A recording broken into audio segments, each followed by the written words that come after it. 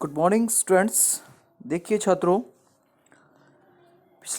पिछली क्लास में हमने आपको मांग की लोच पर क्लास का वीडियो दिया था और वहाँ हमने जो चर्चा की थी वो मांग की लोच का अर्थ और साथ में मांग की लोच की श्रेणियाँ, इनके बारे में आपसे विस्तार से चर्चा की थी। और कुछ समय से हम कुछ टेक्निकल मिस्टेक के कारण आपको वीडियो नहीं डाल पा रहे थे, लेकिन अब फिर से हम आपको रोज़ नए वीडियो देंगे। तो उसके लिए आप अपने वही कंटिन्यू जो वीडियो आप देख रहे हैं उसके अकॉर्डिंग जो नोट्स बना रहे हैं उसको आप जारी रखें। तो आज का जो हमारा विषय है वो है मांग की लोच को मापने की विधियाँ। इससे पहले 5 प्रकार की लोच श्रेणियाँ मैंने पूर्णतया लोचदार, इकाई लोच, बेलोचदार और पूर्णतया बेलोचदार डायग्राम और उनके अंकीय मान के साथ आपको बताया गया था। आज जो हम चर्चा करने जा रहे हैं वह मांग की लोच की विधियाँ। देखिए छात्रों, आपके जो माध्यमिक शिक्षा बोर्ड ने 40% सिलेबस जो कम किया है और 60% जो सिलेबस लगा है उसमें मांग की लोच की विधियाँ शामिल हैं। और वहाँ 3 प्रकार की विधियों का हम अध्ययन करेंगे, जिसमें आपका आनुपातिक प्रतिशत रीति है, दूसरा आपका कुल व्यय रीति है और तीसरा आपका ज्यामितीय रीति है। इन 3 रीतियों से लोच का मापन कैसे होता है तो उसको हम यहाँ स्लाइड के माध्यम से हम समझने का प्रयास करेंगे। तो छात्रों, जो आनुपातिक प्रतिशत या रीति है, इसको प्रोफेसर फ्लक्स ने दिया है और इसे फ्लक्स रीति के नाम से भी जानते हैं। जैसा कि हमने कीमत लोच का मीनिंग किया था और उसमें मैंने आपको बताया था कि मांग मात्रा में प्रतिशत परिवर्तन और कीमत में प्रतिशत परिवर्तन कह सकते हैं, या मांग मात्रा में आनुपातिक परिवर्तन अपॉन कीमत में आनुपातिक परिवर्तन के संदर्भ में हमने कीमत लोच के अर्थ को डिफाइन किया है। और उसके बाद यदि हम इसको मापने के दृष्टिकोण में विधियों की जब बात करेंगे तो जो प्रतिशत या आनुपातिक रीति है उसमें मैं नंबर 1 आपसे बात करूंगा आर्क लोच।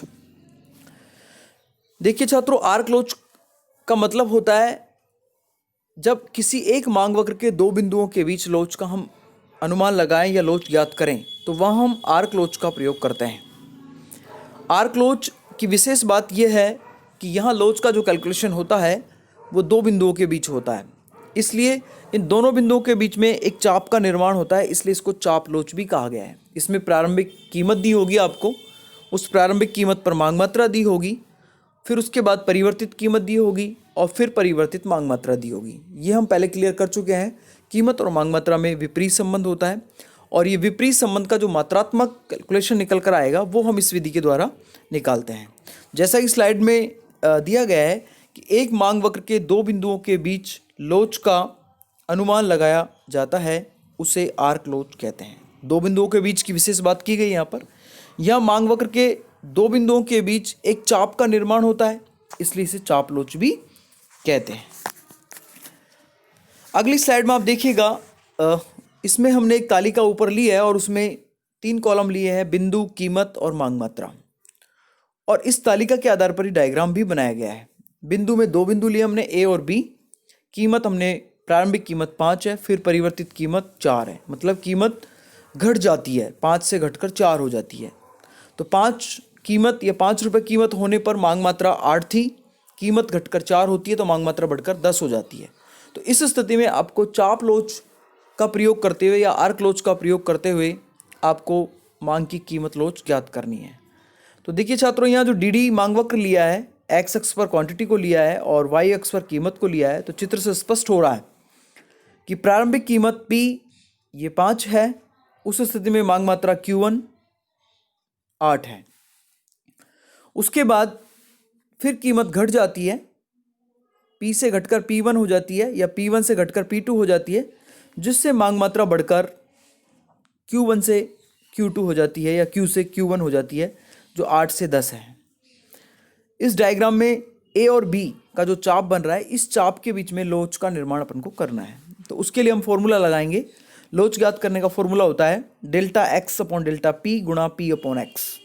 ये लोच कैलकुलेट करने का फॉर्मूला होता है और इसमें डेल्टा एक्स जो है मांग मात्रा का परिवर्तन देखिएगा, प्रारंभिक मांग मात्रा 8 थी जो बढ़कर 10 हो गई, तो मांग मात्रा का जो परिवर्तन है ये 2 हो गया है और कीमत का जो परिवर्तन है वो 1 हो गया है।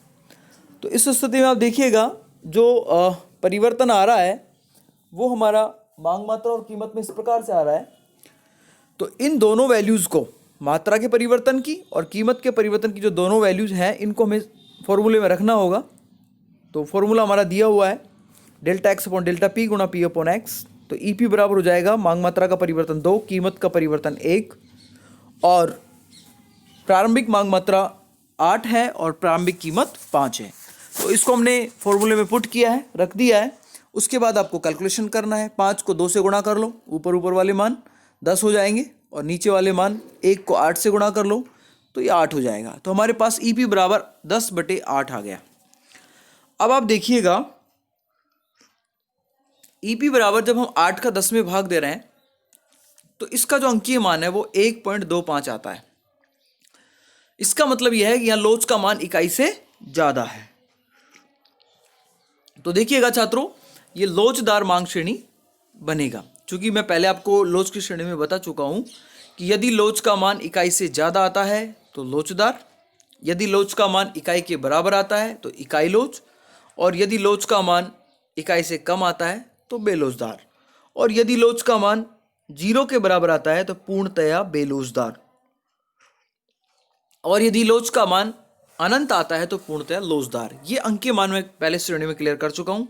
तो जैसे ही कैलकुलेशन हमने आर्क लोच से किया है तो उसमें जो वैल्यू आई है लोच की वो आई है 1.25। तो हम कह सकते हैं कि ये लोचदार श्रेणी बनेगा। लोचदार का मतलब होता है कि जब हम कीमत में थोड़ा परिवर्तन करेंगे तो मांग मात्रा में ज़्यादा परिवर्तन होगा। जैसा कि तालिका से भी स्पष्ट हो रहा है, कीमत में आपने 1 इकाई का परिवर्तन किया है, 5 से घटाकर 4 किया है, और मांग मात्रा में 2 इकाई का परिवर्तन हुआ है, 8 से बढ़कर 10 हुआ है। तो छात्रों यहाँ हम जो बात कर रहे हैं वो आर्क लोच है। आर्क लोच सामान्यतया कीमत लोच को जो हम परिभाषित करते हैं उसी फॉर्मूले के आधार पर हम इसकी बात करते हैं, और उसमें जो इसके अकॉर्डिंग जो हम बात कर रहे हैं उसमें आप देखिएगा अगली जो हमारा लोच का जो फॉर्मूला है वो है आनुपातिक या प्रतिशत रीति। आनुपातिक प्रतिशत रीति के बारे में मैंने आपको बताया कि इस रीति का जो प्रतिपादन है प्रोफेसर फ्लक्स ने किया है, और प्रोफेसर फ्लक्स ने इस लोच को प्रतिपादित किया है, इसलिए इसको फ्लक्स रीति के नाम से भी जानते हैं। आनुपातिक में वही फॉर्मूला लगेगा जिसकी चर्चा हम ऊपर कर चुके हैं। मांग मात्रा में आनुपातिक परिवर्तन अपॉन कीमत में आनुपातिक परिवर्तन, इसको हम 100 से मल्टीप्लाई कर देते हैं तो ये प्रतिशत में कन्वर्ट हो जाता है। तो हम इसको प्रतिशत रीति भी कह सकते हैं क्योंकि 100 से हम कन्वर्ट कर रहे हैं, और हम यदि 100 से कन्वर्ट नहीं करते हैं तो फिर ये अनुपात में आ जाएगा। आनुपातिक रीति होगा जिसमें मांग मात्रा में परिवर्तन अपॉन प्रारंभिक मांग मात्रा, कीमत में परिवर्तन अपॉन प्रारंभिक कीमत। इसको रोटेट करेंगे तो हम इसको इस तरीके से भी लिख सकते हैं, मांग मात्रा में आनुपातिक परिवर्तन अपॉन कीमत में आनुपातिक परिवर्तन। तो देखिएगा छात्रों, स्लाइड को आप देखिए, स्लाइड में लिखा हुआ है इस रीति का प्रतिपादन प्रोफेसर फ्लक्स ने किया, इसलिए इसे फ्लक्स रीति भी कहते हैं। इस रीति के अनुसार मांग की लोच का अनुमान लगाने के लिए मांग में होने वाले आनुपातिक या प्रतिशत परिवर्तन को कीमत में होने वाले प्रतिशत परिवर्तन से विभाजित करते हैं। अगली स्लाइड में देखिएगा, लोच बराबर हमने लिखा है मांग मात्रा में आनुपातिक परिवर्तन या प्रतिशत परिवर्तन। मैंने पहले आपको स्पष्ट किया है कि यदि आप इसको 100 से कैलकुलेट करेंगे तो प्रतिशत में बदल जाएगा, और यदि 100 से कैलकुलेट नहीं करेंगे तो वो आनुपातिक रहेगा। तो ईपी बराबर मांग मात्रा में आनुपातिक परिवर्तन या प्रतिशत परिवर्तन अपॉन कीमत में आनुपातिक परिवर्तन या प्रतिशत परिवर्तन। इसी को हम आगे जाकर फिर रोटेट कर रहे हैं, तो मैंने लिखा है ईपी बराबर मांग मात्रा में परिवर्तन अपॉन प्रारंभिक मांग मात्रा गुणा 100। अब यहाँ छात्रों मैंने इसको प्रतिशत में बदल दिया है, इसलिए इसको प्रतिशत परिवर्तन भी हम कह सकते हैं। इसके सब अपॉन दिया हुआ है कीमत में परिवर्तन अपॉन प्रारंभिक कीमत गुणा 100।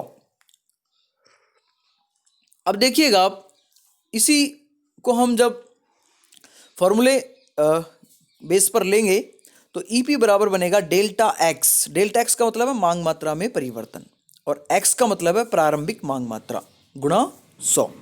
तो डेल्टा एक्स अपॉन एक्स गुणा 100 सब अपॉन डेल्टा पी का मतलब है कीमत में परिवर्तन अपॉन पी प्रारंभिक कीमत गुणा 100। यहाँ इसको रोटेट करेंगे तो 100 से 100 कैंसिल हो जाएगा और फाइनली हमारे पास जो फॉर्मूला निकल कर आएगा, जिसकी बात हमने आर्क क्लोज में की है आपके साथ, तो फॉर्मूला यही निकल कर आ रहा है, delta x upon delta P गुणा पी अपॉन एक्स। तो अंततः लोच कैलकुलेट करने का जो सूत्र निकल कर आ रहा है वो चाप लोच कह दो आप, चाहे इसको आनुपातिक रीति के तहत देख लो, चाहे आप इसको प्रतिशत रीति के तहत देख लो, तीनों में एक ही अवधारणा का यहाँ प्रयोग किया जा रहा है और उसके आधार पर हम लोच कैलकुलेट कर सकते हैं। अब छात्रों, कई बार क्या होता है एग्जाम में हम देखते हैं कि जब सवाल आते हैं तो कुछ न्यूमेरिकल सवाल भी इस पे 2-3 नंबर 4 नंबर में बन जाते हैं, और जब बन जाते हैं तो ऐसी स्थिति में हमें कैलकुलेशन भी करना पड़ेगा। तो एक न्यूमेरिकल या उदाहरण लेकर मैं आपको समझाने का प्रयास कर रहा हूँ, तो थोड़ा इसको आप ध्यान से देखना। सवाल दिया हुआ है, किसी एक वस्तु की कीमत 15% घट जाने से मांग मात्रा 1000 इकाई से बढ़कर 1200 इकाई हो जाती है, तो मांग की कीमत लोच ज्ञात करें। तो छात्रों, यह स्पष्ट है कि वस्तु की कीमत 15% घट रही है, जिसके कारण मांग मात्रा 1000 इकाई से बढ़कर 1200 हो जाती है, तो मांग की कीमत लोच आपको ज्ञात करनी है। तो इसमें आप सबसे पहले आपको सोचना होगा कि इस फॉर्मूले में कौन सी रीति का आपको प्रयोग करना है। चूंकि आंकड़े प्रतिशत में दिए हुए हैं, इसलिए आप यहां पर आनुपातिक या प्रतिशत रीति का ही प्रयोग करेंगे। ठीक है, तो आप इसको देखिए कैसे करना है। तो कीमत में प्रतिशत परिवर्तन आपको 15 दिया हुआ है, जो कम हो रहा है, घट रहा है।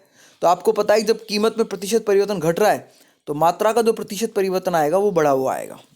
और जैसा कि इसमें नंबर से स्पष्ट भी हो रहा है कि 1000 इकाई से बढ़कर 1200 इकाई हो रही है, तो नंबर तो बढ़ रहा है और कीमत क्या हो रहा है, घट रहा है। तो मांग मात्रा में जो परिवर्तन है वो 200 इकाई का परिवर्तन है।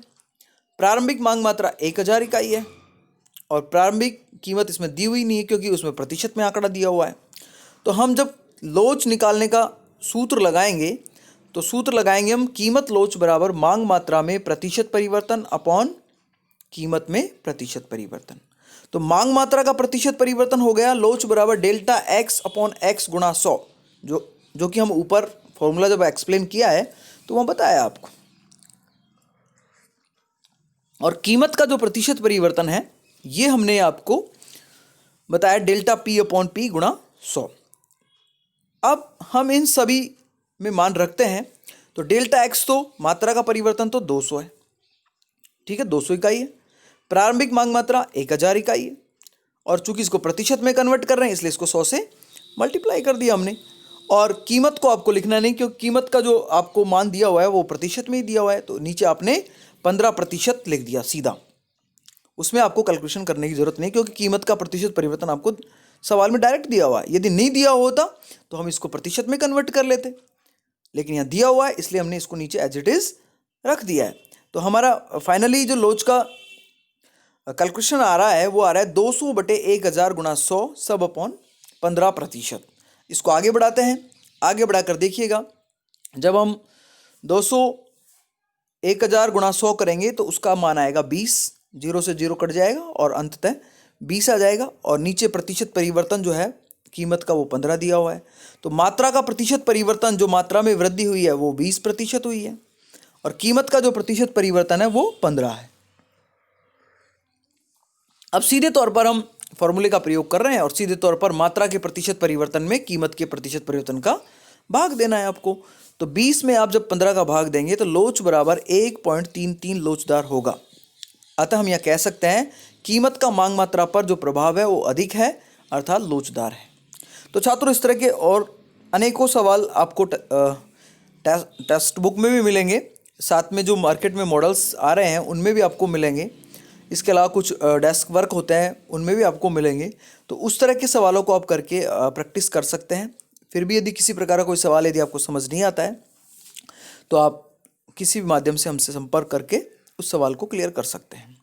तो ये आपका दूसरा मेथड था, आनुपातिक रीति कह सकते हैं या हम इसको प्रतिशत रीति कह सकते हैं। तीसरी जो रीति हमारी वो है कुल व्यय रीति, टोटल एक्सपेंडिचर मेथड।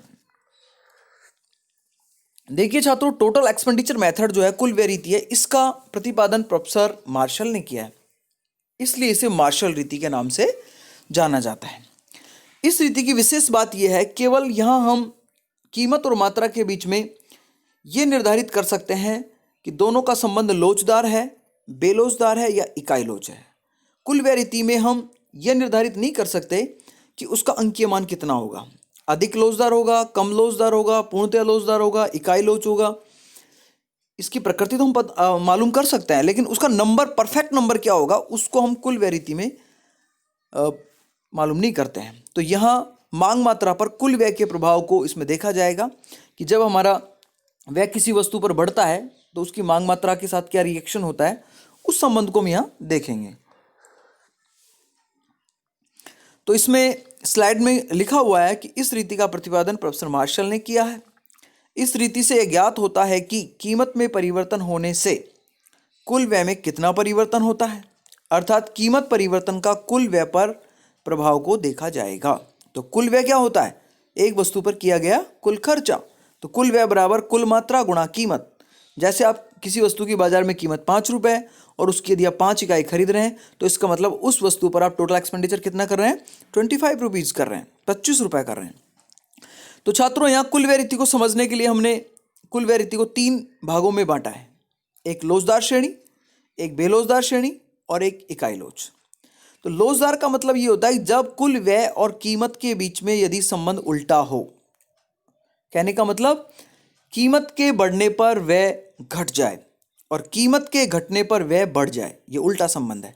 जब आप किसी वस्तु की कीमत बढ़ती है तो उस पर किया जाने वाला व्यय घटा दें, और जब किसी वस्तु की कीमत घटती है तो उस पर किया जाने वाला व्यय बढ़ा दें। तो इसका मतलब ऐसी स्थिति जब बनती है तो फिर वहाँ मांग की कीमत लोच जो होती है वो लोचदार होती है। इसमें जो मांग वक्र बनता है वो ऋणात्मक ढाल का बनता है और चपटा होता है। तो छात्रों, यहाँ इसको नंबर 1 लोचदार श्रेणी को समझिएगा कि जब कीमत के बढ़ने पर कुल व्यय कम हो जाए तथा कीमत के घटने पर कुल व्यय बढ़ जाए, अर्थात कीमत व कुल व्यय में विपरीत संबंध होने पर मांग की लोच लोचदार होती है। चित्र में y अक्ष पर कीमत लिया गया है, x अक्ष पर कुल व्यय को लिया गया है। तो प्रारंभिक स्थिति आप देखिएगा, सबसे पहले प्रारंभिक कीमत OP है, प्रारंभिक व्यय OE है। अब इसके बाद देखिए कीमत बढ़ रहा है, OP से बढ़कर OP1 हो जाता है, जिससे व्यय घटकर E से E1 हो रहा है। इसका मतलब उल्टा संबंध आ रहा है। इसी प्रकार कीमत घट जाती है, P से घटकर P2 हो जाती है, तो व्यय बढ़ जाता है, E से घटकर E2 हो जाता है। तो यहाँ लोच जो होगी वो इकाई से ज़्यादा होगी। अब इकाई से ज़्यादा कितनी होगी, एक से ज़्यादा कितनी होगी, इसका अनुमान हम व्यय रीति में नहीं लगा सकते। दूसरा इसमें जो भाग है इसका वो है बेलोचदार। तो लोचदार में तो कीमत और व्यय के बीच में उल्टा संबंध होता है और बेलोचदार में कीमत और व्यय के बीच में सीधा संबंध होता है। तो यहाँ ध्यान रखना होगा आपको कि जब कीमत के बढ़ने पर व्यय बढ़ जाए तथा कीमत के घटने पर व्यय घट जाए तो कीमत लोच और व्यय के बीच में या कीमत और व्यय के बीच में सीधा संबंध आएगा, जिससे हम कह सकते हैं लोच की श्रेणी बेलोचदार होगी। अब यहाँ देखिए चित्र में ये जो मांग वक्र बनाया हमने ये धनात्मक ढाल का है। प्रारंभिक कीमत OP है, कुल व्यय जो है वो OE है। अब कीमत बढ़ रही है, OP से बढ़कर OP1 हो जाता है, व्यय भी बढ़ जाता है, E से बढ़कर E2 हो जाता है। कीमत घटती है, P से घटकर P2 आ जाती है, तो एक्सपेंडिचर जो है, व्यय जो है वो भी E से घटकर E1 हो जाता है। तो छात्रों, जब व्यय और कीमत के बीच में सीधा संबंध होगा तो लोच की श्रेणी बेलोचदार होगी। तीसरा जो इसका भाग है वो है इकाई लोच। इकाई लोच का मतलब होता है कि जब कीमत बढ़ जाए या घट जाए, कीमत बढ़ जाए या घट जाए, तो कीमत के बढ़ने और घटने का प्रभाव जब व्यय पर नहीं होता है, व्यय प्रभावित नहीं होता है, तो उस स्थिति को हम मानकर चलते हैं इकाई लोच। तो यहाँ स्लाइड में लिखा गया है कि जब कीमत के बढ़ने पर कुल व्यय स्थिर रहे तथा कीमत के घटने पर भी कुल व्यय स्थिर रहे, मतलब व्यय पर कीमत के बढ़ने और घटने का कोई प्रभाव नहीं आ रहा है, तो ऐसी स्थिति में लोच की जो श्रेणी होती है वो इकाई लोच होती है। चित्र में देखिएगा, पहले कीमत P थी जो बढ़कर P1 हो गई, फिर घटकर P2 हो गई, लेकिन व्यय में कोई परिवर्तन नहीं है। पहले भी व्यय OE था, बढ़ने पे और घटने पे दोनों पर भी व्यय OE रहा। तो देखिए छात्रों, यहाँ लोच इकाई के बराबर होगी। उसके बाद जो ये दो अलग से एक डायग्राम और बनाया गया है नीचे, वो समेकित डायग्राम है। तीनों प्रकार की श्रेणी, लोचदार, बेलोचदार और इकाई लोच, तीनों प्रकार के भागों को एक साथ मिलाकर समेकित चित्र बनाया गया है। उसमें ए से बी की यदि हम बात करें, बी बिंदु तक लोचदार श्रेणी है, बी से सी बिंदु तक इकाई लोच है और सी से डी बिंदु तक बेलोचदार श्रेणी है।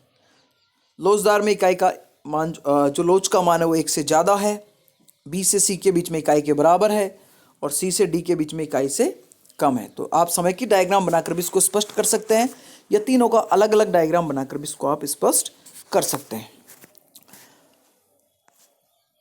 इसके बाद देखिए, यहाँ हम जो चर्चा कर रहे हैं वो कुल वैरिटी में 3 प्रकार की जो लोच है उनको हमने आपको समझाया है। इसके बाद हम आगे अगली स्लाइड को देखिएगा। अगली स्लाइड में मैंने एक तालिका बनाई हुई है और उस तालिका में ये तीनों बातें जो आपको बताई गई हैं उसको एरो के माध्यम से समझाया गया है। देखिए, ई का मतलब तो है व्यय, एक्सपेंडिचर, और पी का मतलब है कीमत। तो यहाँ आप ऊपर देखिएगा, एक एक को एक एक से कनेक्ट करिएगा। जब पी एक्स बढ़ रहा है फर्स्ट रो में, तो फर्स्ट रो में एक्सपेंडिचर घट रहा है, नीचे आ रहा है ना एरो। उसी प्रकार सेकंड रो में जब प्राइस का एरो नीचे आ रहा है तो एक्सपेंडिचर का एरो ऊपर जा रहा है। कहने का मतलब, जब कीमत बढ़ रहा है तो वह घट रहा है, जब कीमत घट रहा है तो वह बढ़ रहा है। तो ऐसी स्थिति में लोच की स्थिति क्या होगी? इकाई से ज़्यादा। समझ आ गया? दूसरे थर्ड और फोर्थ रो को देखिएगा। थर्ड और फोर्थ रो में प्राइस बढ़ रहा है और घट रहा है, तो एक्सपेंडिचर क्या है? ई लिखकर मैंने उसके ऊपर एक कैप लगाया है, कांस्टेंट किया है उसको। इसका मतलब कीमत के बढ़ने पर और कीमत के घटने पर एक्सपेंडिचर पर कोई प्रभाव नहीं आ रहा है। तो ऐसी स्थिति में जो लोच होगी वो इकाई के बराबर होगी। ठीक है। उसके अलावा फिफ्थ और सिक्स रो की हम बात करें तो वहाँ कीमत बढ़ रहा है और घट रहा है। तो एक्सपेंडिचर को देखिए, जब कीमत बढ़ रहा है तो वह भी बढ़ रहा है और जब कीमत घट रहा है तो वह भी घट रहा है। तो ऐसी स्थिति में लोच जो है वो इकाई से कम है। तो छात्रों, इस तालिका से स्पष्ट होता है कि यदि सीधा संबंध होगा तो बेलोचदार होगा, विपरीत संबंध होगा दोनों के बीच में तो लोचदार होगा, और कीमत के परिवर्तन का प्रभाव व्यय पर नहीं होगा तो फिर इकाई लोच होगा। तो ये आपका तीसरा मेथड था, कुल वैरिटी। अब हम आगे बात करेंगे पॉइंट लास्टिसिटी की, बिंदु लोच। देखिए छात्रों, जो आर्क लोच आपने किया है उस आर्क लोच और बिंदु लोच में अंतर इतना है कि आर्क लोच में दो बिंदुओं के बीच में लोच का हम अनुमान लगाते हैं। उसमें कीमत और मात्रा का परिवर्तन इतना अधिक होता है कि वहाँ दो बिंदु निर्धारित किए जा सकते हैं। लेकिन पॉइंट लास्टिसिटी में ये परिवर्तन इतना सूक्ष्म होता है, इतना छोटा होता है कि वहाँ उसके दो बिंदु निर्धारित नहीं कर सकते, और वो दो बिंदु एक बिंदु में जब बदल जाते हैं तो हम ये कह सकते हैं कि किसी मांग वक्र के एक बिंदु पर जब लोच को ज्ञात किया जाएगा तो वो पॉइंट लास्टिसिटी कहलाता है, बिंदु लोच कहलाता है। तो बिंदु लोच ज्ञात करने के लिए हम जो फॉर्मूले का प्रयोग करते हैं वो करते हैं बिंदु लोच बराबर बिंदु से नीचे का भाग अपॉन बिंदु से ऊपर का भाग। Point elasticity equal lower sector upon upper sector. इस फॉर्मूले का हम प्रयोग करते हैं। तो यहाँ स्लाइड में भी ये लिखा गया है, जब किसी मांग वक्र के एक बिंदु पर लोच का अनुमान लगाना है तो उसे बिंदु रेखीय विधि कहते हैं या बिंदु लोच कहते हैं। जब मांग वक्र का परिवर्तन इतना छोटा हो कि मांग वक्र पर केवल एक ही बिंदु दिखाई दे तो उस बिंदु पर चलन कलन रीति का प्रयोग, कैलकुलस मेथड। चलन कलन का मतलब कैलकुलस मेथड, ज्यामितीय रीति कह सकते हैं इसको हम चलन कलन को। जैसा आपका सिलेबस में आपके सिलेबस में दिया हुआ भी है, ज्यामितीय रीति को आपको पढ़ना भी है, तो इसको आप चलन कलन या ज्यामितीय रीति का प्रयोग करते हुए लोच का अनुमान आप लगाएंगे। छात्रों, यहाँ इस फॉर्मूले को ध्यान रखना है। बिंदु लोच ज्ञात करने का फॉर्मूला होता है बिंदु का नीचे का भाग अपॉन बिंदु से ऊपर का भाग। अब आप यहाँ ये जो चित्र दिया गया है इसमें डी डी मांग वक्र है, ए बी एक रेखीय मांग वक्र है, और जो डी डी जो है ऊपर जो कर्विलियर दिया हुआ है इसके आर बिंदु पर आपको बिंदु लोच कैलकुलेट करना है, आर बिंदु पर। तो सबसे पहले तो हमें क्या करना है कि उस मांग वक्र के आर बिंदु पर एक स्पर्श रेखा आपको डालनी होगी, और जो स्पर्श रेखा चित्र में डाला गया है ए बी, उसको टच करते हुए ए बी स्पर्श रेखा डाला है। अब आप देखिएगा इसमें आर बिंदु पर जो स्पर्श रेखा डलती है तो इसमें दो भाग निर्धारित हो रहे हैं, एक तो आर बी और एक आर ए। जो आर बी भाग है ये बिंदु से नीचे का भाग है और जो आर ए भाग है ये बिंदु से ऊपर का भाग है। अब सीधी सी बात है कि इसका जो भी, इस दूरी का जो भी नंबर होगा उसमें नीचे वाला नंबर कितना है और ऊपर वाला नंबर कितना है, या नीचे वाली दूरी कितनी है, ऊपर वाली दूरी कितनी है। तो नीचे वाली दूरी में आप ऊपर वाली दूरी का भाग दे देंगे। यदि नीचे वाली दूरी छोटी है, ऊपर वाली दूरी बड़ी है, तो ये इकाई से कम मान आएगा, बेलोचदार आएगा। और ऊपर वाली दूरी छोटी है, नीचे वाली बड़ी है, तो इकाई से ज़्यादा आएगा, लोचदार आएगा। और ये दोनों बराबर हैं तो इकाई लोच आएगा। तो यहाँ हम इस तरीके से इसको निकाल सकते हैं। तो एक सरल रेखीय मांग वक्र पर लोच की विभिन्न प्रकार की श्रेणियाँ बनती हैं। इसके आधार पर उसको हम डायग्राम के माध्यम से देखें। तो जैसे देखिएगा चित्र में एक सरल रेखीय मांग वक्र बनाया जिसमें हमने 5 बिंदु लिए हैं, ए बी सी डी और ई। ये 5 बिंदुओं पर यदि आपको लोच कैलकुलेट करनी है तो इन पर अलग अलग तरीके से लोच निकल कर आएगी। सबसे पहले हम ए बिंदु की बात करें तो ए बिंदु पर नीचे का भाग तो हो गया ए ई और ऊपर का भाग हो गया 0। तो किसी भी संख्या में जब हम 0 का भाग देते हैं, ए ई तो कोई दूरी है, उसमें 0 का भाग देंगे तो उसका मान आता है अनंत। हमेशा ध्यान रखें, संख्या में जब 0 का भाग दिया जाता है तो मान आता है अनंत, और जब 0 में संख्या का भाग दिया जाएगा तो मान आता है 0। तो ऐसी स्थिति में ए बिंदु पर यह स्थिति बन रही है कि हम संख्या में 0 का भाग दे रहे हैं, नीचे का भाग एक संख्या बनेगा, ऊपर का भाग 0 बनेगा, तो उसका मान आएगा ईपी बराबर अनंत। और जब ईपी बराबर अनंत होता है तो उस श्रेणी को कहते हैं पूर्णतया लोचदार श्रेणी। तालिका को भी आप देखते रहिएगा, तालिका में लिखा गया है सीधा ए बिंदु पर ए ई अपॉन 0 बराबर ईपी बराबर अनंत पूर्णतया लोचदार, ऐसा लिखा गया है। तो जहाँ ईपी का मान अनंत आ जाता है वहाँ पूर्णतया लोचदार बनता है। फिर बी बिंदु पर आ जाइएगा, बी ई, ये दूरी नीचे का भाग होगा बी बिंदु पर और ऊपर का भाग होगा ए बी। तो बी ई में ए बी का भाग देंगे तो बी ई दूरी ज़्यादा है और ए बी दूरी कम है, तो कम दूरी में ज़्यादा नंबर का भाग देंगे तो मान जो है, ज़्यादा दूरी में कम दूरी का भाग देंगे तो मान 1 से ज़्यादा आएगा। तो इसको बोलेंगे लोचदार श्रेणी। 1 से ज़्यादा आने का मतलब है लोचदार श्रेणी। सी बिंदु पर देखिएगा, नीचे का भाग सी ई, ऊपर का भाग सी ए, तो दोनों दूरियां जो हैं वो बराबर हैं। जितनी दूरी सी ई है उतनी दूरी ही सी ए है, तो बराबर दूरी में भाग देंगे। जैसे 10 का भाग 10 में देंगे तो मान इकाई आता है, 5 का भाग 5 में देंगे तो इकाई मान आता है। तो जब दोनों नंबर बराबर हैं और दोनों को डिवाइड करेंगे तो इकाई मान आएगा, और इकाई लोच आने का मतलब है इकाई लोच। डी बिंदु पर देखिएगा, नीचे का भाग डी ई, ऊपर का भाग ए डी। ऊपर की दूरी ज़्यादा है, नीचे की दूरी कम है, तो डी ई में ए डी का भाग देंगे, कम दूरी में ज़्यादा का भाग देंगे तो लोच इकाई से कम आएगी, इसको बोलेंगे बेलोचदार। ई बिंदु पर आप देखिएगा, ई बिंदु पर नीचे का भाग 0 है और ऊपर का भाग है ए ई। तो नीचे का भाग 0 में किसी संख्या का भाग देंगे तो वो मान 0 आता है, जैसा कि मैं पहले भी आपको बता चुका हूँ। तो ऐसे स्थिति में लोच की श्रेणी बनेगी पूर्णतया बेलोचदार।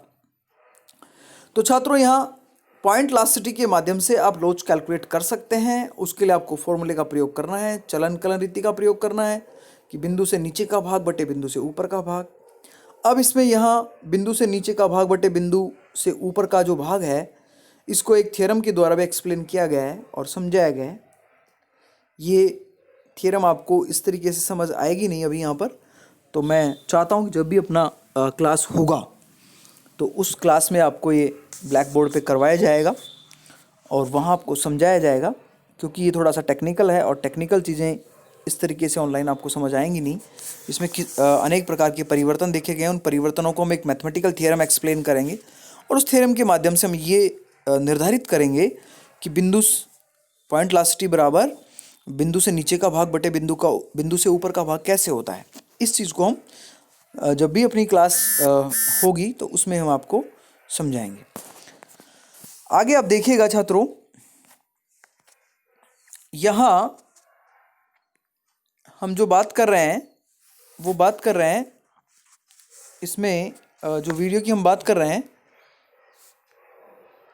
वो हम अब इसके बाद अगली क्लास में हम आपको अलग विषय के साथ आपको बताएंगे। अभी चूंकि ये टेक्निकल टॉपिक है, थोड़ा सा ज़्यादा इसमें आपको समझ नहीं आएगा, तो आप इस पर थोड़ा अध्ययन करें और अध्ययन करने के बाद आप हमें इसका फीडबैक दें, ज़रूर बताएं कि आपको कितना समझ आया है। यदि फिर भी इसमें कोई बातें आपको समझ नहीं आती हैं तो आप हमसे पूछें और पूछने के बाद हम आपको ये क्लियर करेंगे। Thank you.